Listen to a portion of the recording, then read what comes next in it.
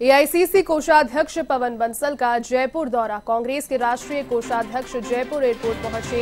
Airport पर मुख्य सचेतक महेश जोशी ने उनकी अगवानी की। एआईसीसी कोषाध्यक्ष नियुक्त होने के बाद पहली बार बंसल जयपुर पहुंचे हैं। कांग्रेस नेता धर्मेंद्र राठौर, अवध शर्मा, भवी मीना, पुखराज पराशर, जसवंत गुर्जर और ललित तूनवाल भी एयरपोर्ट पर उपस्थित रहे। तो एआईसीसी कोषाध्यक्ष नियुक्त होने के बाद पहली बार पहुंचे हैं जयपुर। कांग्रेस नेता धर्मेंद्र राठौर, जसवंत गुर्जर और ललित तूनवाल भी एयरपोर्ट पर पहुंचे और मुख्य सचेतक महेश जोशी ने उनकी अगवानी की। एआईसीसी कोषाध्यक्ष पवन बंसल का जयपुर दौरा। तस्वीर उस वक्त की जब एयरपोर्ट पहुंचे, जयपुर एयरपोर्ट पहुंचे और मुख्य सचेतक महेश जोशी ने अगवानी उनकी की है। एआईसीसी कोषाध्यक्ष नियुक्त होने के बाद पहली बार बंसल पहुंचे हैं जयपुर, जहां पर 7 कांग्रेस नेता धर्मेंद्र राठौर, जसवंत गुर्जर और ललित तूनवाल भी एयरपोर्ट पर उनकी अगवानी के लिए पहुंचे।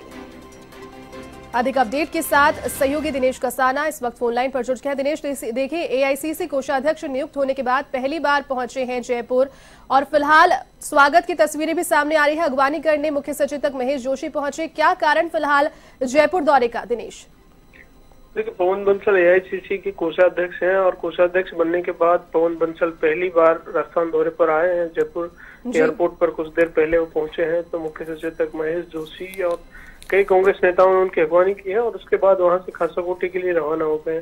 दोपहर 2 बजे उनको पीसीसी कार्यालय में प्रेस कॉन्फ्रेंस करने का कार्यक्रम है। केंद्रीय आम बजट कल आया है और बजट में चूंकि कांग्रेस लगातार इस बात को कह रही है कि आज आवश्यकता थी किसानों की, जो तीनों कृषि कानून है उनको वापस लेने की, किसानों को राहत देने की, और कोरोना महामारी से देश जूझ रहा है, तो ऐसे में कैसे लोगों को आर्थिक मदद करने की जरूरत थी। और ऐसे समय में लगातार आम बजट कल आया है तो महंगाई उसमें बढ़ाई गई है। पेट्रोल डीजल पर जो एग्रीकल्चर सेस है वो भी लगा दिया गया है, तो ऐसे में महंगाई और बढ़ेगी। तो इन तमाम मुद्दों को लेकर दोपहर 2 बजे पीसीसी कार्यालय में प्रेस कॉन्फ्रेंस करने का उनका कार्यक्रम है। इसी मकसद से आज जयपुर उनका दौरा हुआ है। जी दिनेश, इसके अलावा क्या कहा जा सकता है कि जो कल बजट आया है, कांग्रेस लगातार इस पर बात कर रही है और निशाना भी साध रही है केंद्र सरकार पर कि जिस तरीके के बजट की और जिस राहत की उम्मीद थी वो नहीं मिल पा रही। ऐसे में जो सत्तारूढ़ी दल है प्रदेश में, कांग्रेस पार्टी और अन्य देश के अन्य राज्यों में भी, वो वहां पर पहुंचकर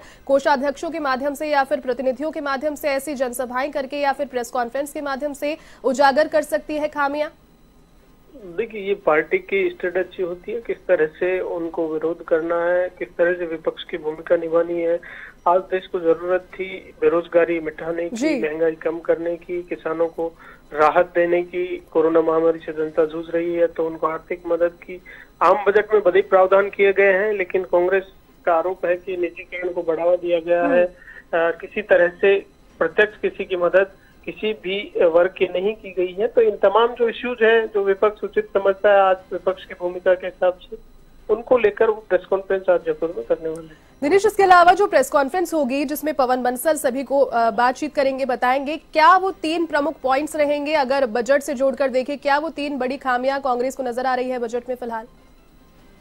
कांग्रेस सबसे बड़ा आरोप लगा रही है कि केंद्र सरकार निजीकरण को बढ़ावा दे रही है। आज एयरपोर्ट है, वेयर हाउस है, सड़क है, तमाम ऐसे प्रोजेक्ट जिनको कि जो केंद्र सरकार के थे और उनको केंद्र सरकार लगातार बेचने का कार्य कर रही है। साथ ही बेरोजगारी एक बड़ी समस्या है, तो बेरोजगारी को लेकर इस तरह से बेरोजगारी को कम किया जाए। नौकरियों के अवसर, इस बजट में कोई प्रावधान ऐसे नहीं है। गवर्नमेंट सेक्टर में ये जॉब क्रिएशन के या फिर प्राइवेट सेक्टर में जॉब क्रिएशन हो, ऐसे कोई प्रावधान नहीं किया गया है। पेट्रोल डीजल पर महंगाई लगातार बढ़ रही है, तो एग्रीकल्चर सेस लगाकर और उनकी दरें हैं वो बढ़ा दी गई हैं। तो इन तमाम इश्यूज को लेकर आज वो मीडिया से मुखातिब होंगे, केंद्र सरकार पर निशाना साधेंगे। जी चलिए दिनेश, बहुत शुक्रिया फिलहाल तमाम अपडेट के लिए।